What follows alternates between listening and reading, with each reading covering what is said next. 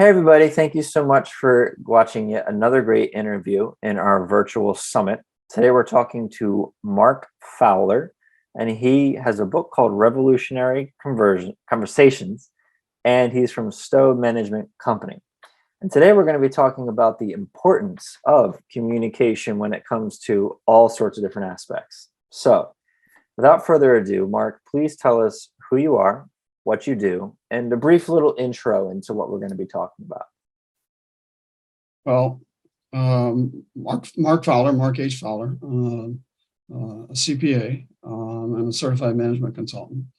And I run two companies. One is called Stowe Management Corporation, which is a business reengineering company that deals with mergers and acquisition, crisis management, board issues, C-suite issues, revenue issues. In general, we're focused on taking the company from where they are to where they need to be, and I've been doing it for a long time. I've been employed as a CPA in a international CPA firm, a national firm, working with CPAs and their clients. I've been a partner in a merchant banking firm for 17 years. I'm working with the companies that need to change or help change. And Revolutionary Conversations is based on a book called Revolutionary Conversations, and it's based on something called the Share Tools that was developed at UCLA Extension with my late partner and myself. And it's been an integral component to the technology, has been an integral component in the work we do, which is change. And this helps people, and we can talk about that more, but it helps people make those changes and do them together. Okay. So I think the first thing I want to do is kind of define what we mean by conversations. What are we doing? How are we applying it? And what are we really talking about? Well, it's any form of interaction.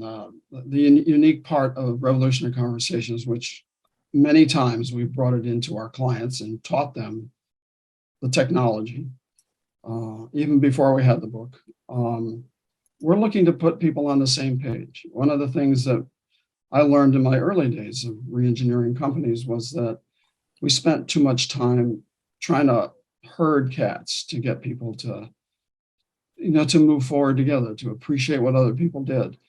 And when I developed this, because I'd been teaching with her at UCLA, when I developed it, I found that it was a great way to help them understand the importance of being part of the process, not just listening and talking, but really interacting to get people to realize, oh my God, you do that, or I need to learn more about that. We need to be more together. We've known over the years that most of our, let's say, reengineering projects could take 18 months.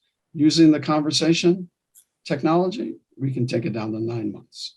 So it gets people on the same page quicker and moving forward and appreciating each other. Okay.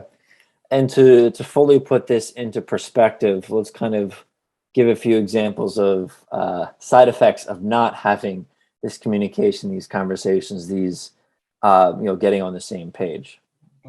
Well, probably one of the most important mistakes people do is, in particular, if they're in trouble or they haven't trained their people, is they get mistakes with their customers and their clients. They're not spending the time to understand what needs to be happening or what's really going on. We were talking earlier about programs that Gallup is focused on, which is in one particular area, which is engagement. In other words, how engaged are your employees? And it's interesting. Only about 29%. Gallup does a survey about every year, sometimes maybe every other year, about how engaged our employees are. 29%. That means another 29% are disengaged. And somewhere in between, they're quasi-engaged. So one of the ways to resolve that is to have much more interaction with your people, much more emphasis on how important it is to reach out to customers, as well as your team members, to make sure you're on the same page. Absolutely. And I think that this has become more prevalent, especially with the pandemic, the way it hit, because, working from home for a lot of, employees and such, they really had to communicate more and more effectively because now they didn't have them in the office to have that level of accountability of like, I'm here and I'm being watched. So, I think this has become more prevalent because of that. So I think one of the next things I want to go into is how do we start this? How do we begin to even think about how to bring better communication and conversations into the workplace? Well, I watch because I publish a bit and I do a lot of presentations. I pay a lot of attention to, different articles and stuff like that. And it is if Medium. I'm on Medium, and I notice the amount of people who are writing, more information about, communication. Um, I think one of the hardest things to start is that, how do we communicate? How did we communicate before? You could just walk down the hall and, I read you before a testimonial on Amazon about somebody who had used our book, who began to realize that they had to talk differently. They had to interact differently. They had to respond differently. And they read the book and they completely got themselves back on track. Now, I'm not totally promoting the book here. I'm just saying that people, whether they use our book or they use something else, just being committed to wanting to be more involved with the people that you're with.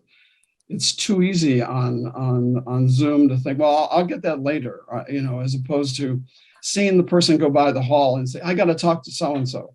You don't have that anymore. So your awareness has to amp up a great deal because somebody else is relying on what you do. I do a lot of work in the CPA world. I've worked with over 150, 200 firms over the years. And it's so important for them to be involved. And I watch them, go to remote and try to get productivity up and whatever. And it was a big challenge, but they did meet that challenge. Absolutely. And I think you touched on one of the key parts that really is a theme in all of business, but like the way you're communicating what you need to say is extremely important. With sales, how do you communicate with your people you're trying to reach? Some of them are going to react to different buzzwords than others. And, when you're talking to your employees, what do they value?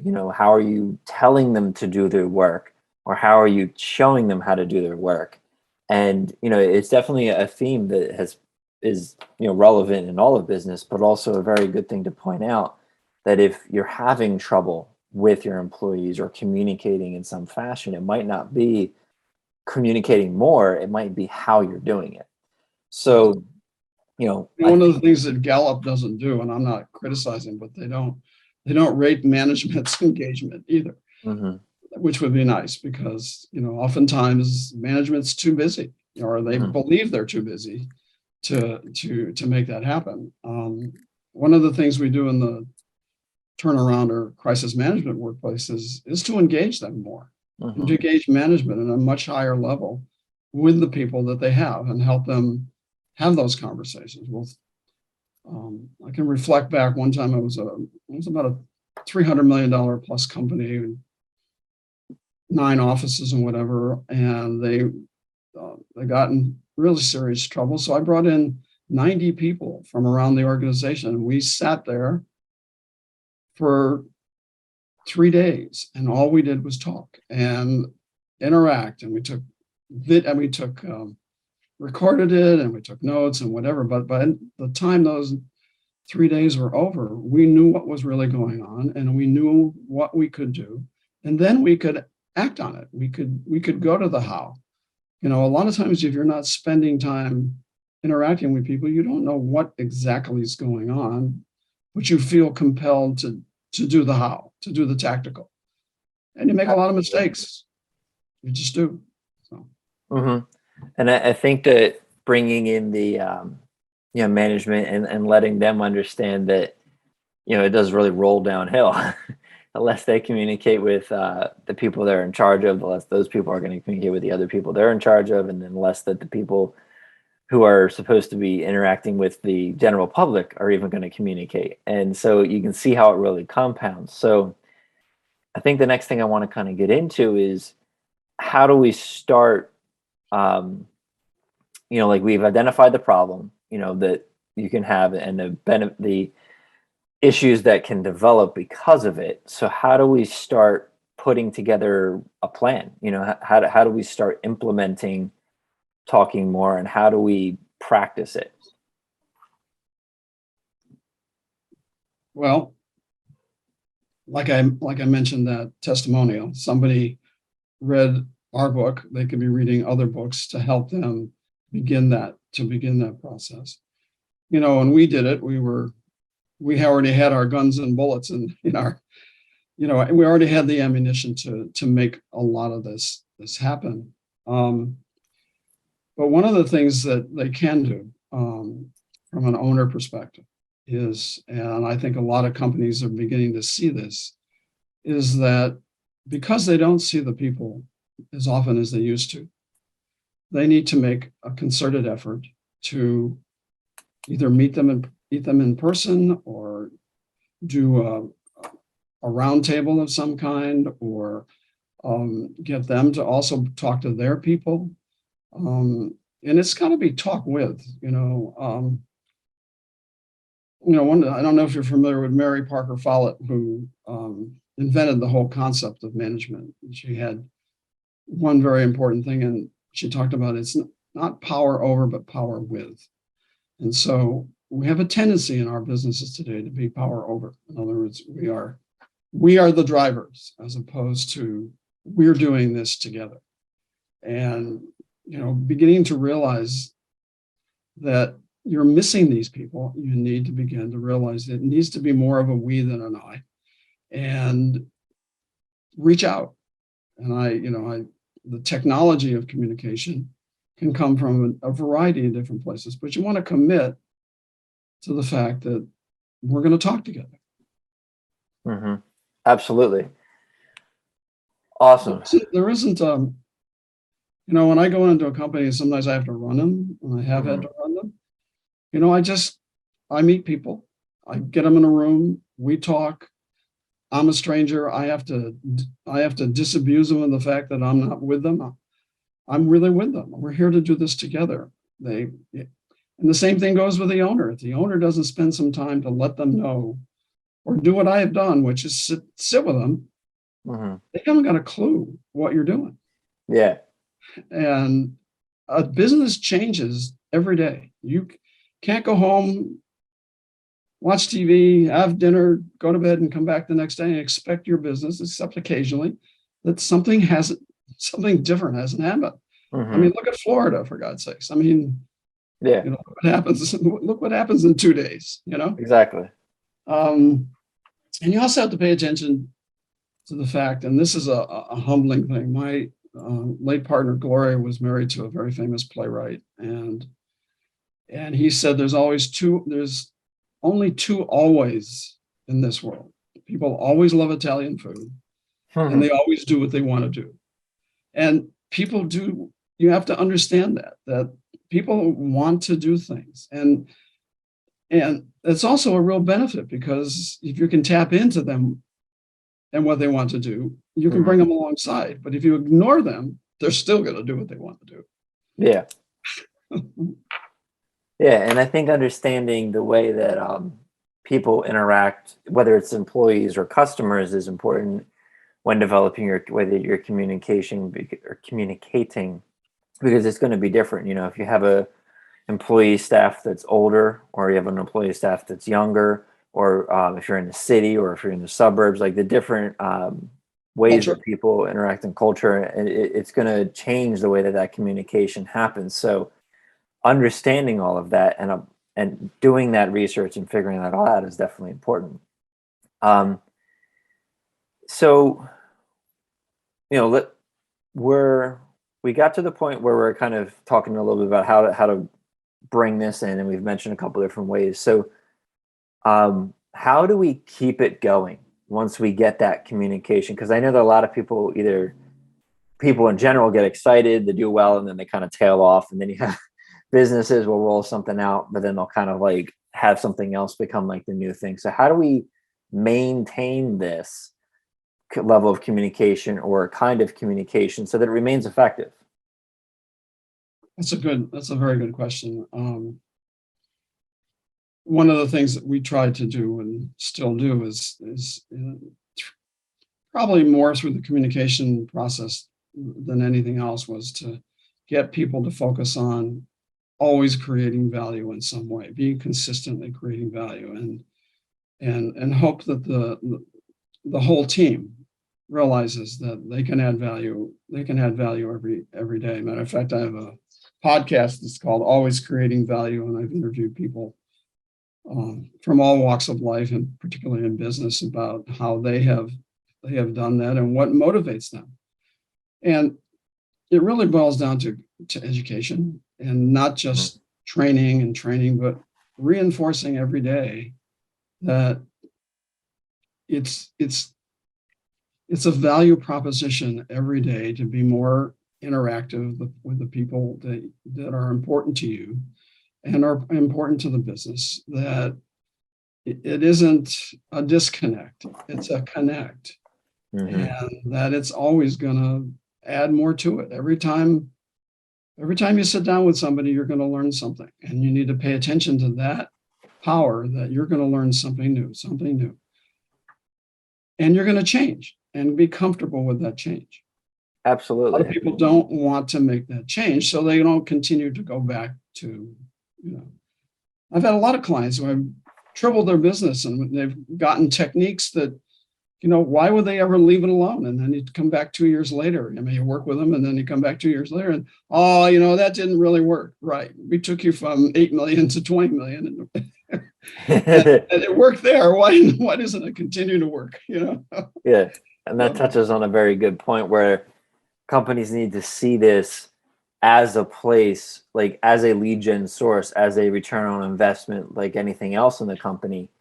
And, often there is a disconnect with that. Sometimes, it's with their culture. Sometimes it's with um, their rewards or their benefits and how they pay their employees. But, companies need to understand, especially now, because a lot of that had changed. And we talked about that in the benefit video. But, people aren't necessarily looking for money anymore. They're looking for a place, like they're looking for culture, they're looking for benefits, they're looking for so much more. So by having a place where that communication and all that is well, like integrated, you're now going to have someone, your talent stay longer. You're going to have them want to be there, and you're going to see that return on investment, just like you mentioned. And it should be a place that you're constantly investing in and constantly trying to get better at, because for a an example, like a metaphor or a simile or whatever it might be called, like in farming, someone could grow on 1 acre what they can grow on a couple acres if they spend time intensely nurturing that 1 acre, and they're putting well, less nice. aside. So it's the same kind of thing. Like you could have 10 employees operating as good as say 20 could, if they all feel like they're getting communicated well, they have their culture, they have their benefits, they're really feeling like their words are heard. There's no miscommunication. Now the systems aren't falling behind. So, like that's the power of basically what we're talking about here. Can I give you a little example? Of course. This goes back quite a few years, but we were working with an engineering firm and about 25 people, and they were going through a division with the owners. And so we came in, and there was a big discussion as to whether they were going to break up or they were going to merge and all kinds of things. So we did some training with them. We came in and did revolutionary conversations. We came in and did a late afternoon Friday and dinner and a get to know, and then one day training. And then I ended up interviewing these people.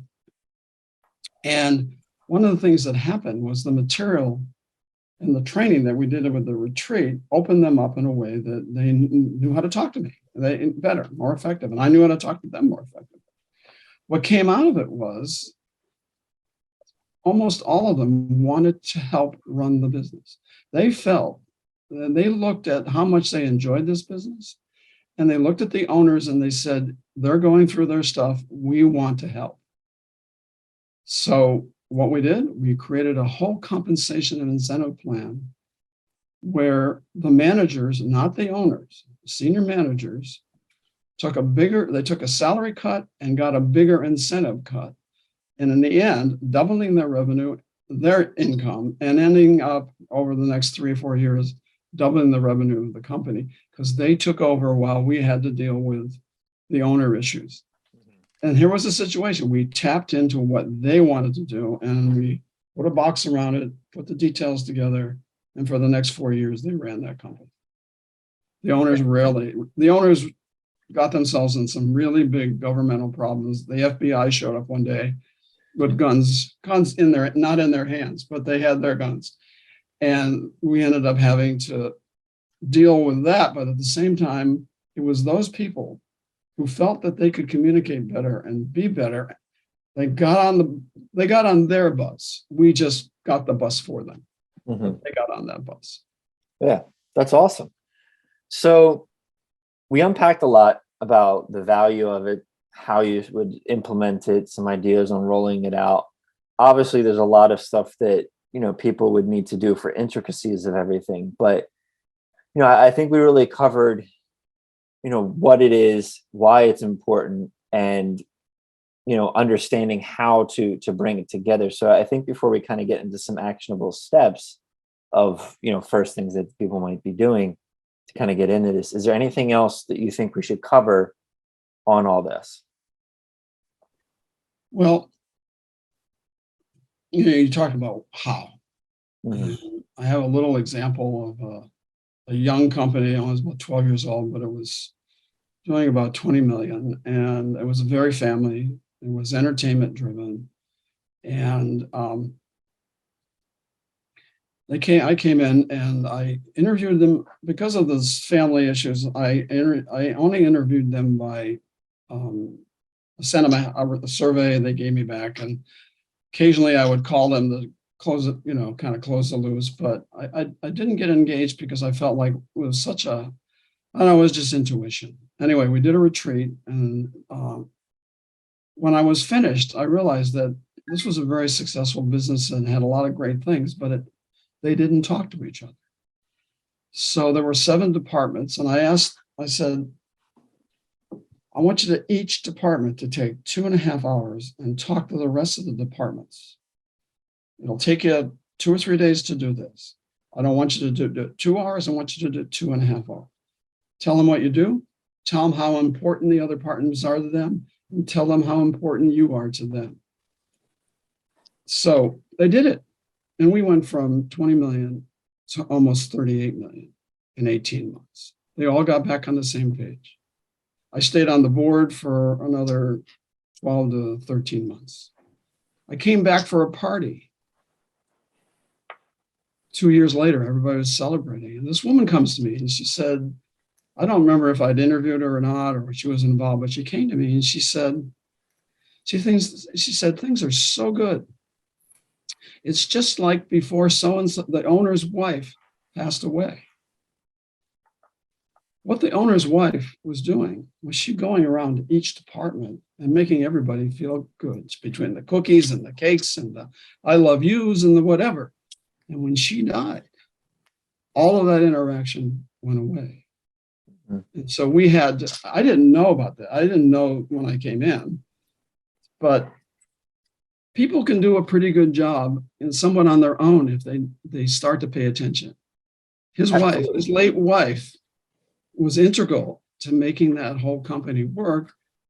It was her heart, her soul, her devotion to her husband, her devotion to the business, that she was the glue. And then we taught them to be their own glue. So. Yeah, no, I agree. And that's really cool.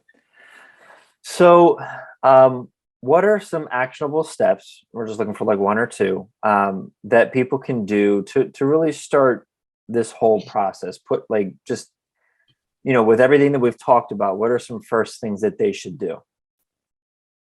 Well, considering COVID and considering you're familiar with the quiet Mhm. the quiet quitting, where people, matter of fact, I have a client right now that we're going to have to deal with this, excuse me, this situation. And my plan is there are about 15 people, it's not a large company. We're going to have a conversation about what's happened. We've been working so hard over this last 2.5 years. We've been very successful for this particular country, but they've been distracted. And, one day is this way, one day is that way, and whatever. And so we're going to sit down and we're just going to not complain. We're just going to ask people to tell their story. And by telling their story, we can begin to find common ground about how we can begin to make some of these changes. And hopefully, I'm going to get one of my partners to do a share training or revolutionary conversations training. But the first step is let's do a little bit of an autopsy. I know that sounds negative, but let's find out what's really going on and not be a pressure thing. Just acknowledge everything that people have gone through. What did they like about things? What didn't they like? Did they have trouble with clients or customers? Tell us what happened. How did you get through some of these things? How did Sally help you? And how did John help you? Let's have a little confab, I guess is the term, without any end result. In other words, we're not trying to figure out what the next bells and whistles are. We will figure out the next bells and whistles after they have the opportunity to really discuss in a very comfortable environment about what they've experienced. And we're going to try to stay away from, how would you solve that? You might, all we want to do is share, Yeah. really share the stuff. And I've done this technique many times, but in this particular case with COVID and remote and all the other misunderstandings that are going on and all the people leaving to get better jobs, all that other stuff that needs to get on the table. And maybe some people might even say, I've been thinking of leaving and not abuse them for it. I know some of the owners of the business I'm talking about, they would like to leave, so they'll get a great opportunity to do that. Yeah, and I think that's a great place to start with figuring things out. Too many people try rushing into things and it ends up just being band-aids because you're just trying to fix things, but you don't really truly know what's wrong. And just like when you have a wound, you have to clean it first. You have to get it ready to put the band-aid on. Right. So you can't move the bed until you get all the stuff off of it. So yeah, exactly. Awesome. Well, thank you so much, Mark. I really think we covered a lot and really opened up this concept and this topic to people. And, I look for, thank you all for joining us. And I look forward to seeing you all in the. Could I just do one thing and you can. Of course. Right. Well, it sounds like that I might spend so much of my time on the conversation stuff. In reality, I'm turning companies around. In reality, I'm doing mergers. So what this does, the communication adds the power to the other things. It adds, it boosts you. You don't spend your time, or I don't spend my time. I use it as a tool to do the things like raise money, do the mergers, sit down and talk to the banker to not call this loan or whatever. I'm emphasizing that this is not I don't suggest to look at it from a separate perspective. I suggest from an interactive perspective.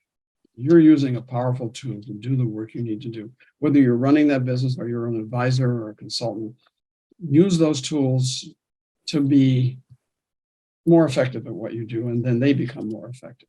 So. All right. Thank you so much, Mark. I really think that we unpacked a lot in this. And, like I said, we'll see everybody at the networking event tonight at 5:30 p.m. Eastern time, and we will see you all there.